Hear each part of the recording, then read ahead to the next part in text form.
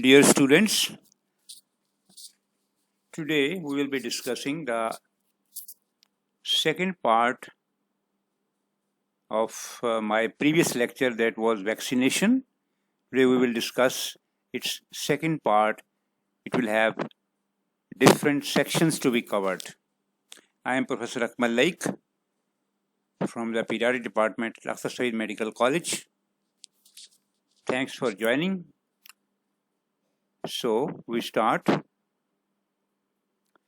First, I have repeatedly said again, and for your remembering it, that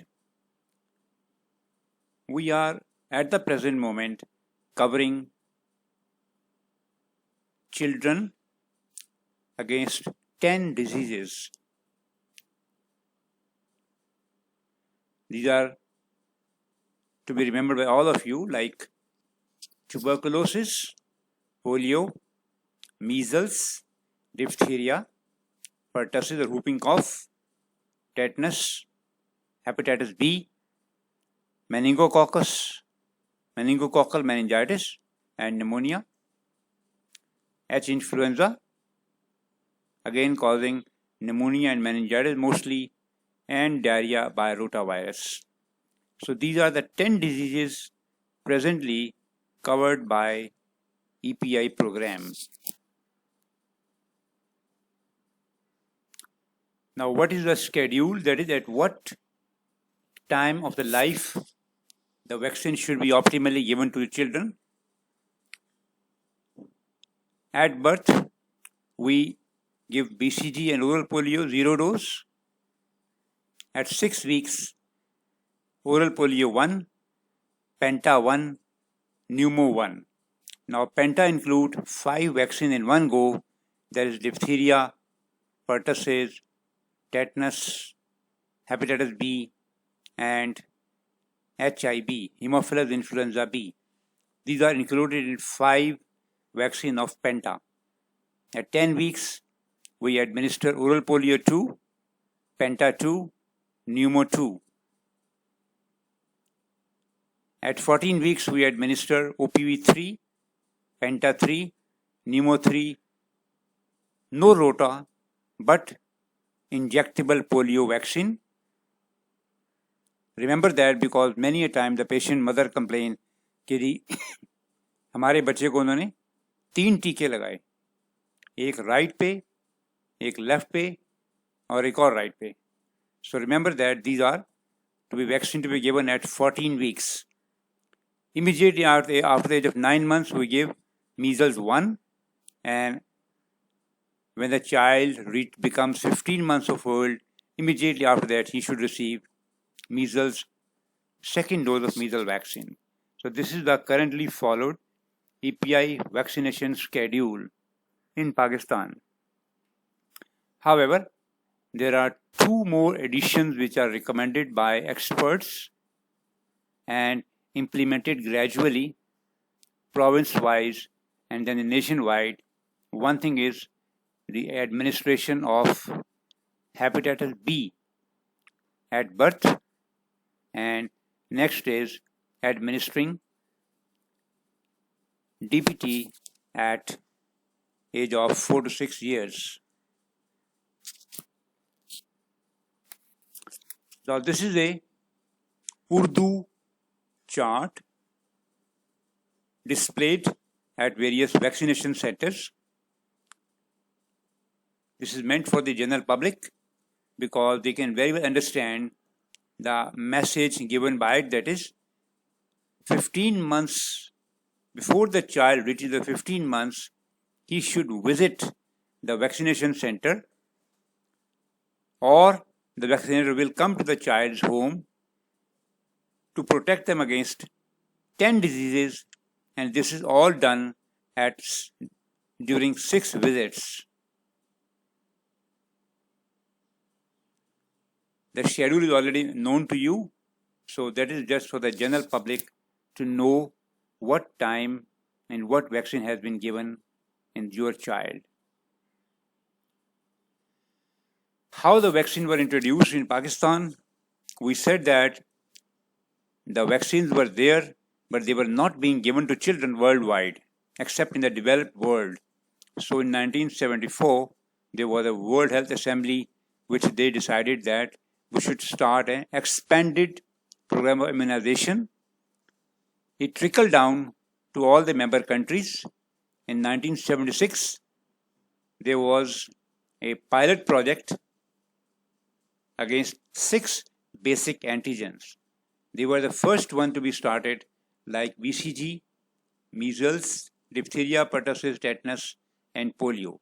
These were the 6 diseases from where the start was made.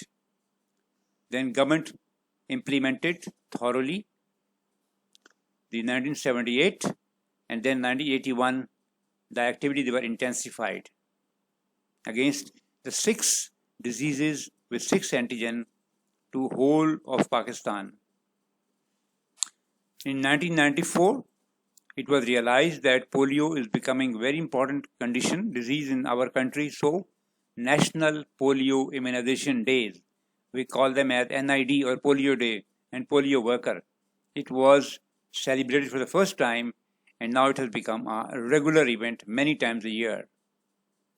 In 2002, the authorities started giving, including hepatitis B vaccine in the IPH schedule. Now we have 7.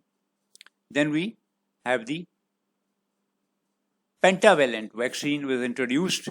This penta included HIV, hepatitis B, and the initial 3 antigens of diphtheria, polio, and diphtheria, pertussis, and tetanus. So now it became pentavalent. Initially it was trivalent. And then 2012, pneumococcal vaccine was introduced. It is PCV10. 2015, it was thought that an injectable polio during the 3rd visit by a child would be very beneficial in raising the level of immunity. So 2015, injectable polio, inactivated polio, killed polio vaccine was introduced, and 2017, rotavirus to combat the childhood diarrhea due to rotavirus was introduced. So that makes a total of 10 antigens and 10 diseases. So before starting a very massive program, ambitious program, there are targets and objectives which are set. The first target was that we should be able to vaccinate 100% of children against these 6 diseases, which are I've already mentioned. So every child must be vaccinated, and he is eligible to receive these vaccination through an integrated program. The second target was, we want to eradicate poliomyelitis, because the whole world has done it. Only 2 countries are left, which include Pakistan and Afghanistan. So still they are reporting cases of poliomyelitis which need to be covered. And the disease should be totally eradicated.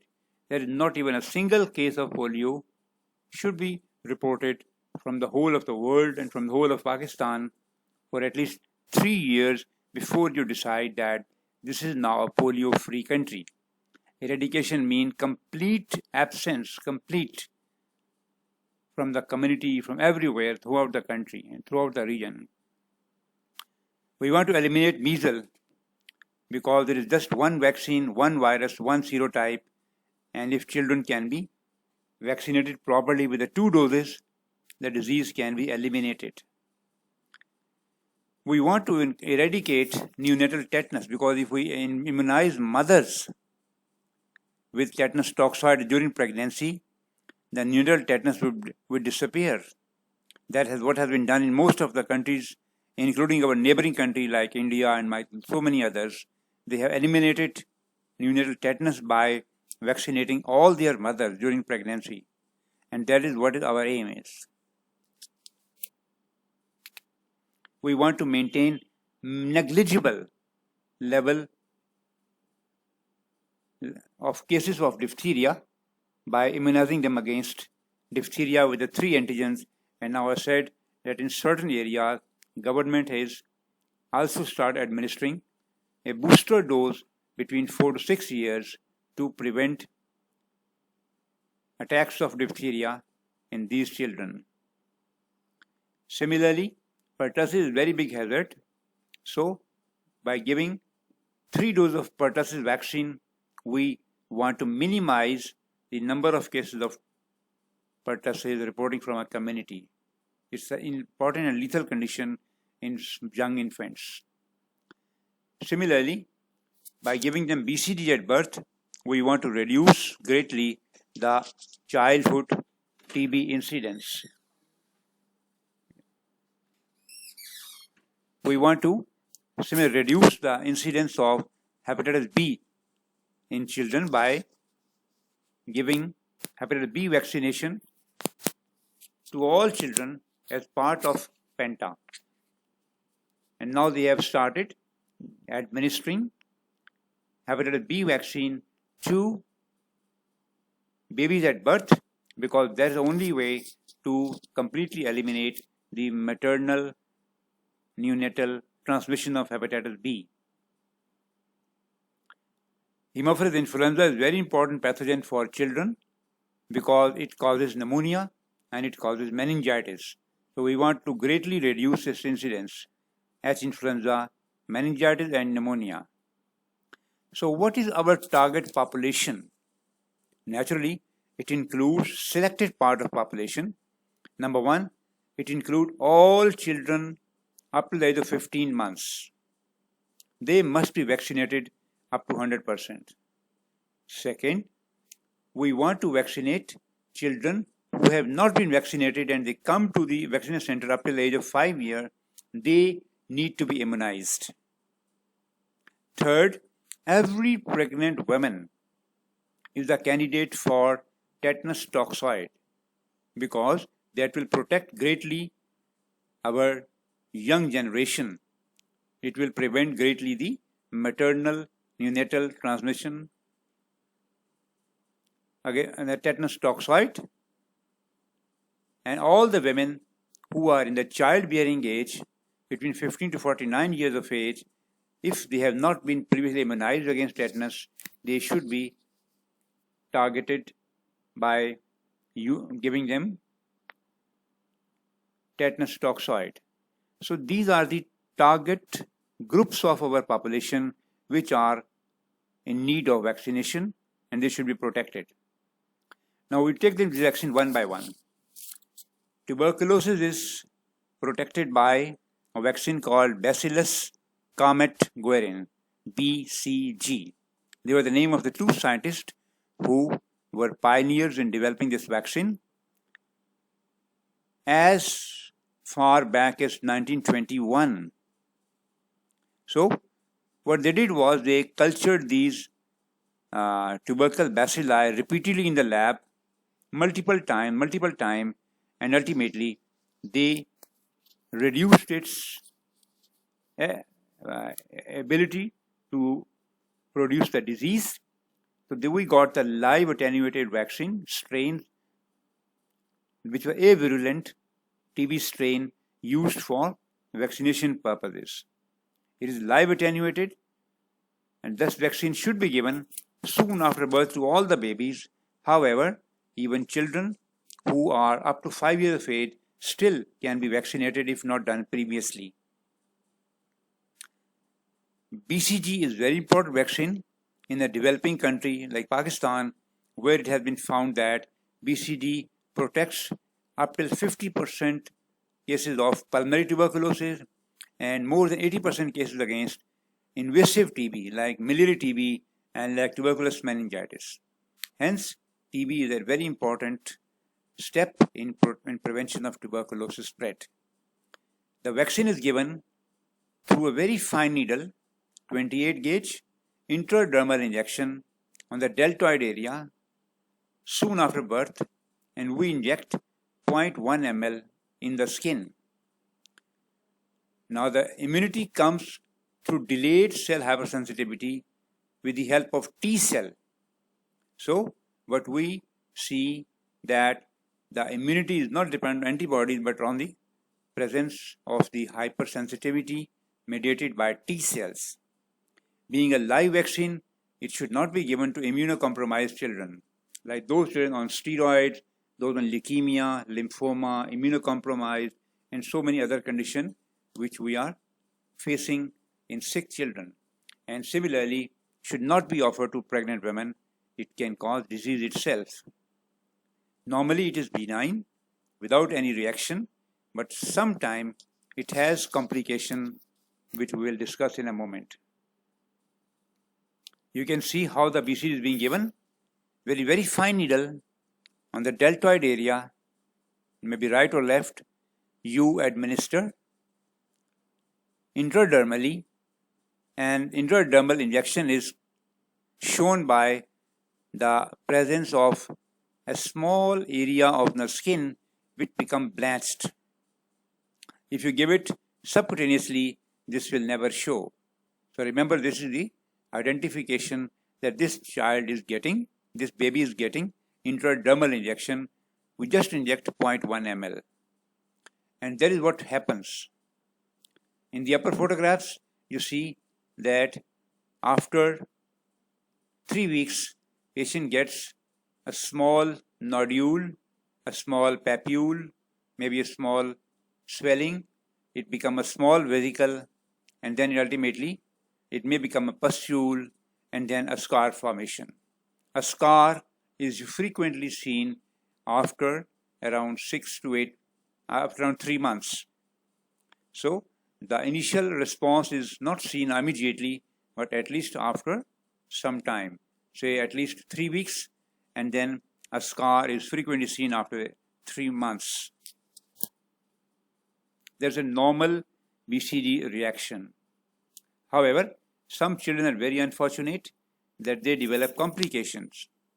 Sometimes there is suppurative lymphadenitis, osteitis, cellulitis, and so many other conditions which are not seen in the normal condition.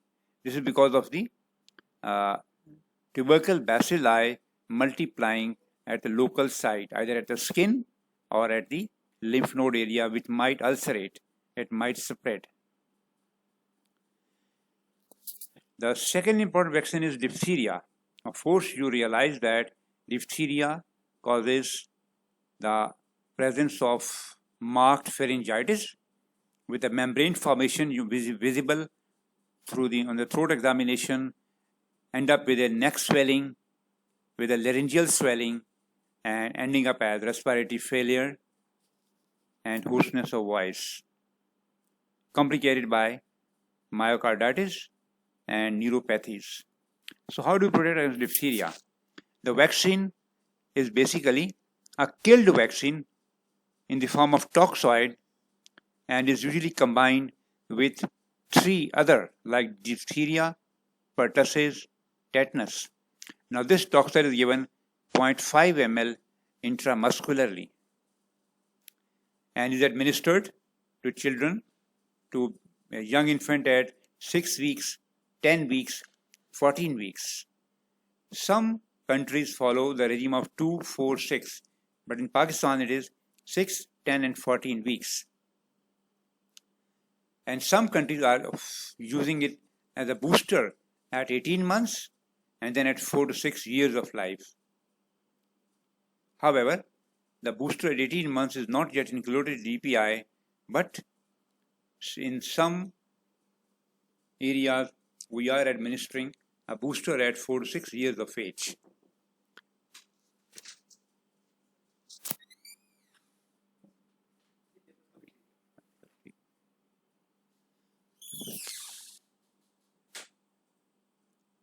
The next disease to be mentioning is whooping cough, in which there is very violent paroxysms of coughing, very severe coughing, in which case the pertussis is a likely diagnosis in young children. Again, the vaccine is in the form of a toxoid. It is killed vaccine. It is combined vaccine with diphtheria, pertussis, tetanus, administered at 3 doses at 6, 10 and 14 weeks, given intramuscularly, and nowadays it is now joined with 2 more antigen to make it as penta. Now nowadays we are administering Penta 1, Penta 2 and Penta 3. Now pertussis vaccine is very notorious that it causes untoward reaction, especially like fever, local pain, redness, and irritability, crying, and sometimes condition may progress to the level of encephalopathy, which means fits, convulsions, and drowsiness and features of encephalopathy. But this happens very rarely. The vaccine is very good regarding efficacy. More than 95% children, they are protected. Now, based on this observation of very important and severe reaction, now the pertussis vaccine is now divided. It's available in two different forms. One is a whole cell vaccine since a very long time. It's called WP. Now, scientists have ultimately brought the new change in it, that is acellular vaccine, which means the antigenic part of the bacillus has been now used for vaccination purposes, removing the rest of the cell part so that is not causing any untoward reaction. And this acellular vaccine is quite safe and free of the side effect that I have already mentioned. It causes minimal reaction. Encephalopathy is almost not seen with this type of vaccine. So, preferably, EPA program uses whole cell vaccine in young infants, and all over the West and developed world, now they are using acellular vaccines. And if the child gets severe reaction after DPT, it is always advisable to use acellular vaccine if there is a history of severe reaction. Now, this vaccine should be given as a booster at 18 to 18 months, but which is not done at EPA program, and then at 4 to 6 years for its enhanced and prolonged efficacy.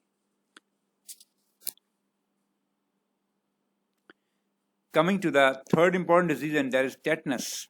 We all understand that tetanus in newborn baby present with the baby having a cord cut through dirty scissors, something unhygienic applied to the cord, and patient get tetanus. The patient frequently is unable to open his mouth, develops tonic spasms, unable to take a feed, rhizus sardonicus, opisthotonus, and tonic spasm are the typical features of tetanus in neonates and children.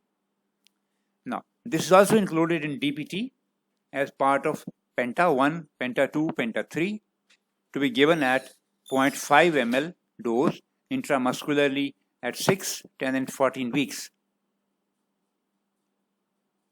Tetanus is also available separately as a tetanus toxoid when given to children who received an injury on the roadside and a dirty contaminated wound.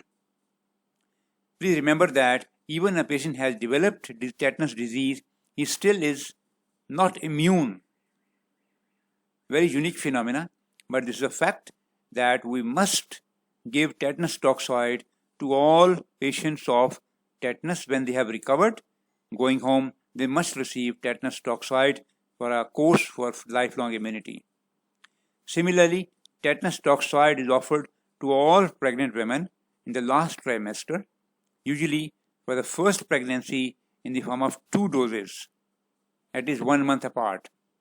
However, I will just show you in a moment that women in the childbearing age should receive total of 5 doses to make them lifelong immune. After giving the primary vaccination at 6, 10 and 14 weeks, we give and administer a booster at 18 months but not included in EPI, and nowadays we are advocating the use of another booster at 4 to 6 years of age and then every 10 years for lifelong immunity. It causes minimal side effect like local pain and tenderness at the site of injection. Poliomyelitis, only 2 drops of polio can prevent a lifelong physical disability. It is a lifelong handicap which never goes away. So there is a message to be given to all of you and to the whole public. We have learned that polio is available polio vaccine is in two different types, Salk vaccine and Sabin vaccine. Salk vaccine is killed vaccine. We give it 0.5 ml intramuscularly as a monovalent, and sometime it is included in the vaccine called hexavalent. We have a pentavalent in EPI, and in a private sector we have a hexavalent vaccine in which polio is also added. Injectable polio is also added. Sabin vaccine is oral vaccine available in a droplet form. Two drops are adequate at one go and is to be given during EPI routine visits. 0 dose at birth, and then 6 weeks, 10 weeks, 14 weeks for primary vaccination. Remember that polio vaccine is very, very heat labile. It has to be stored in vials inside the freezer of a container. Otherwise, it will become immediately destroyed within half an hour to 1 hour.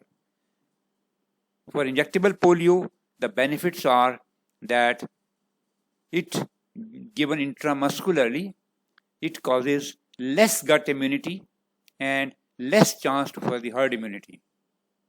However, there is minimal risk of vaccine-derived polio because it is killed vaccine. Compared to the oral polio vaccine given orally, it multiplies in the gut of children and produces a lot of gut immunity, humoral immunity, and then is passed out in the feces as a herd immunity. And there is a very, very minimal risk of getting poliomyelitis after vaccination. Something like 1 case of polio follows after 3 to 4 million doses of polio vaccination. So almost negligible risk. However, we do not administer polio drops to immunocompromised children or to the contacts at home or to the pregnant mother. As you all know that polio had 3 strains, 1, 2 and 3. Gradually it has been found out that through continuous vaccination campaign, polio 2 has been completely eradicated for many, many years now. Now the next to go is polio 3. It has not been reported from the world for so many years.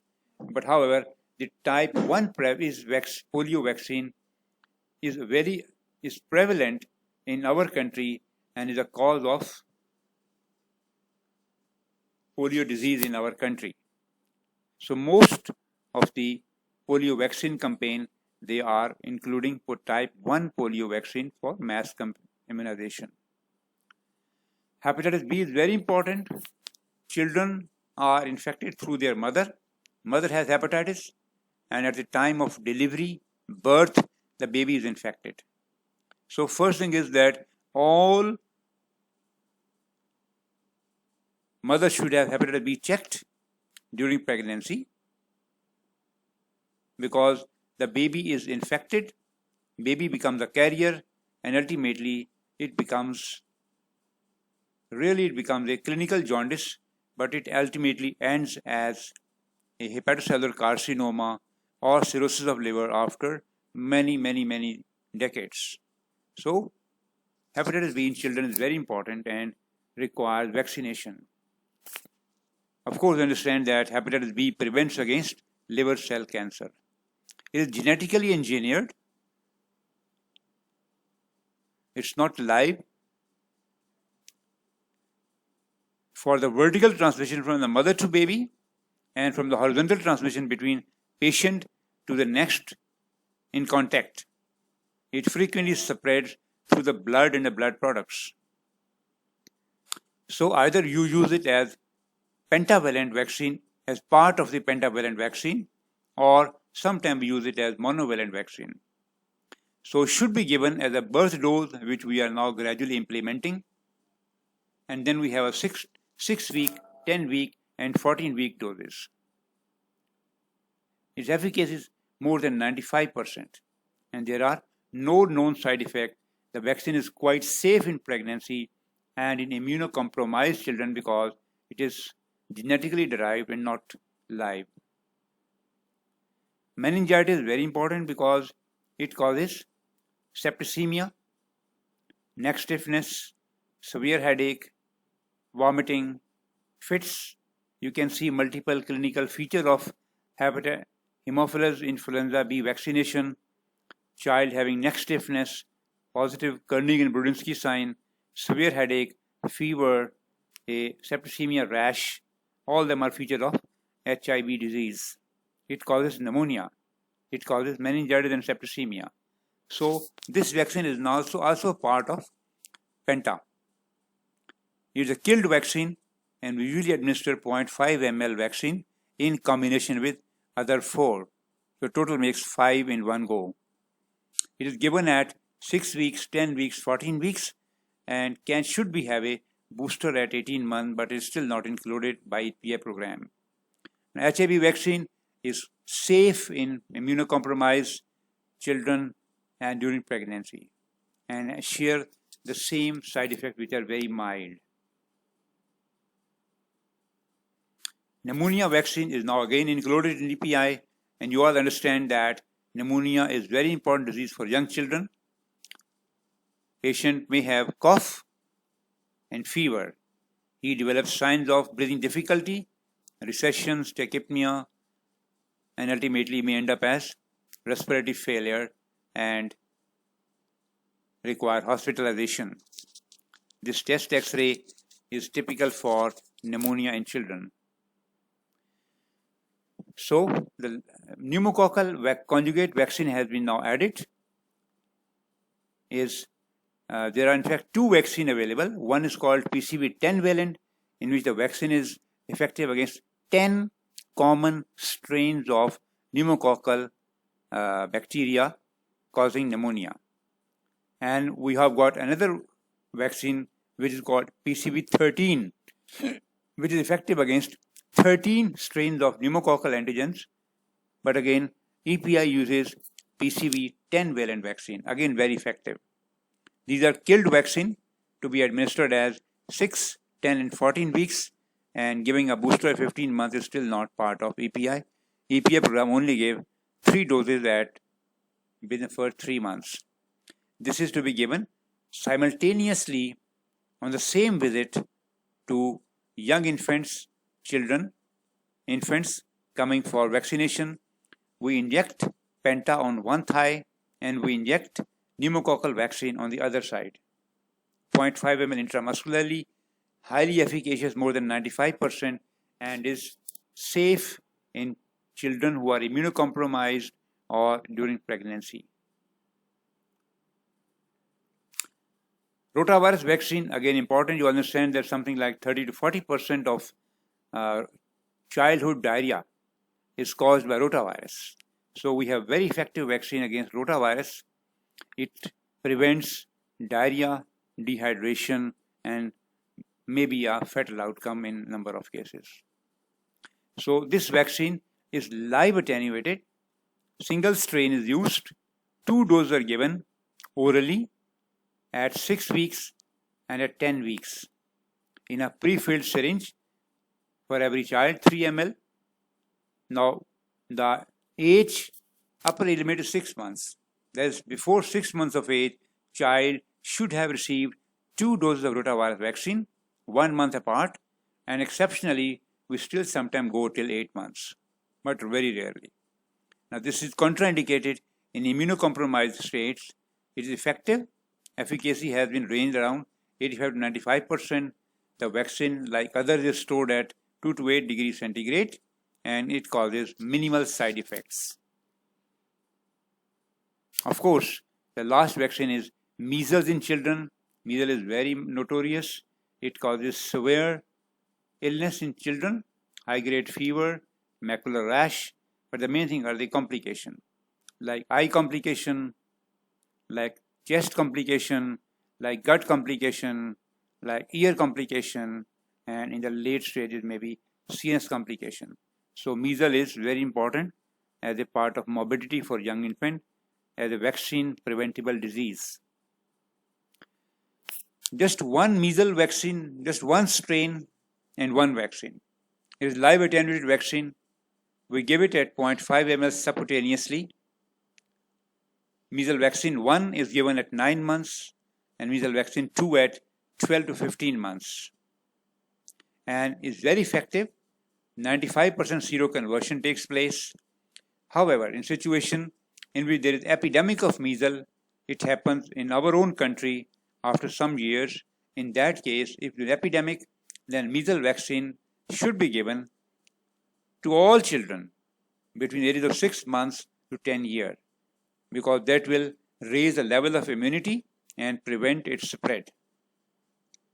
So many countries are now using MMR vaccine, which contain 3 antigen measles, mumps and rubella at 15 months and 4 years, but that is not part of EPI in Pakistan. We are administering measles vaccine 1 and 2 at 9 months and 15 months. It is contraindicated, being a live vaccine, it is contraindicated in immunocompromised patient during pregnancy and the patient has shown allergic reactions.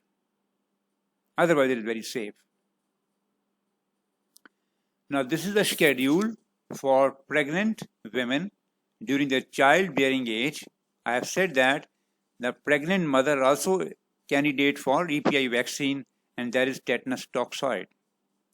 Tetanus toxoid first dose is given during the first pregnancy.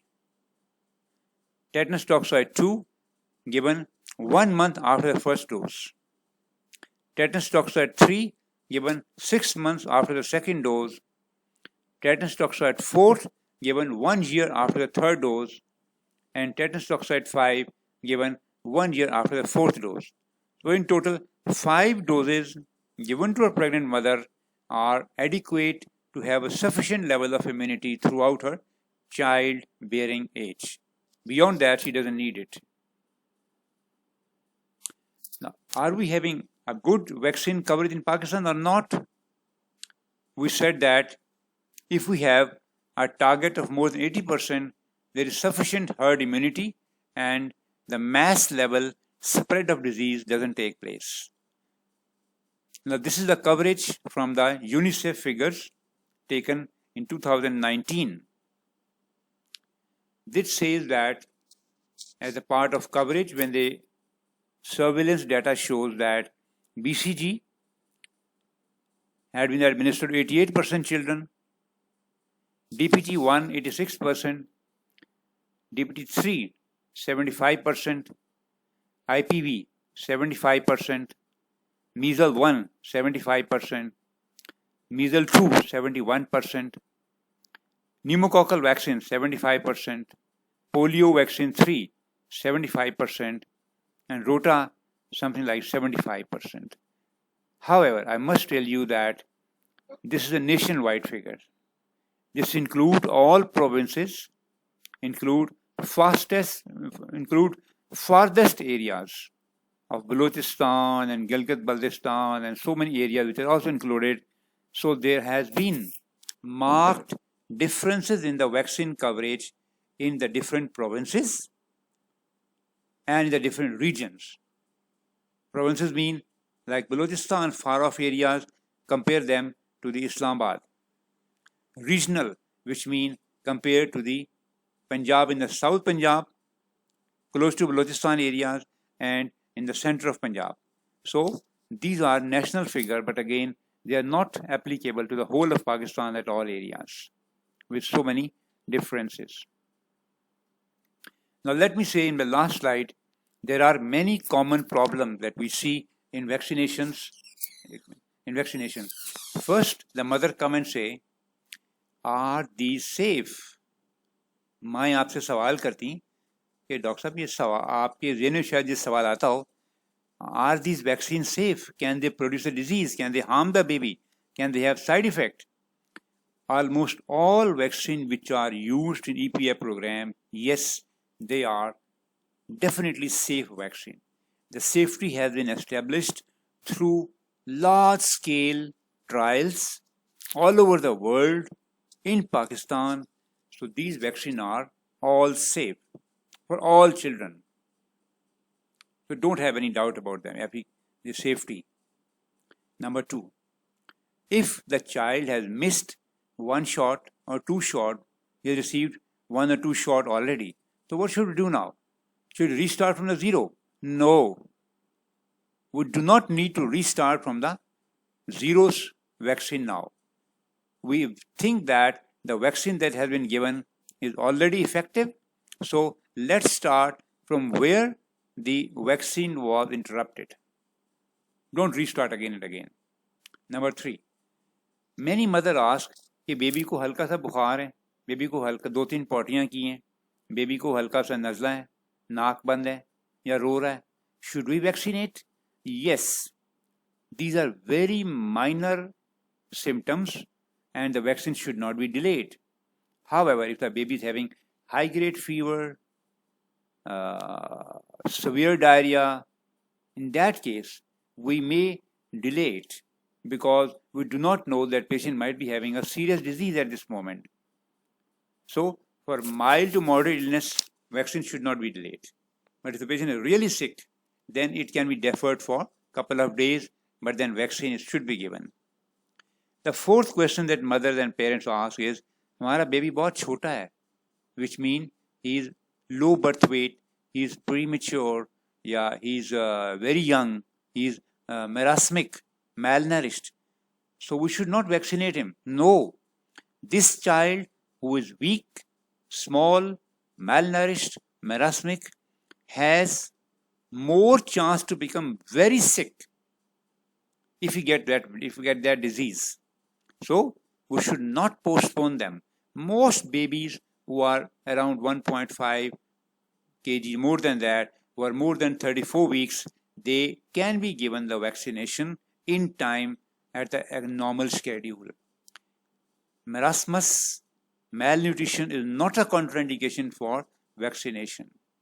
So please, we have to change the mother's perception and advocate timely vaccination at the proper time.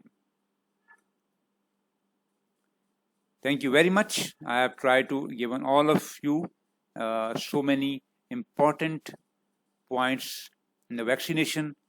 The topic was lengthy. I covered in 2 parts, part 1 and part 2. I hope you must have been educated. If you have any questions, you can always ask me, and thank you very much.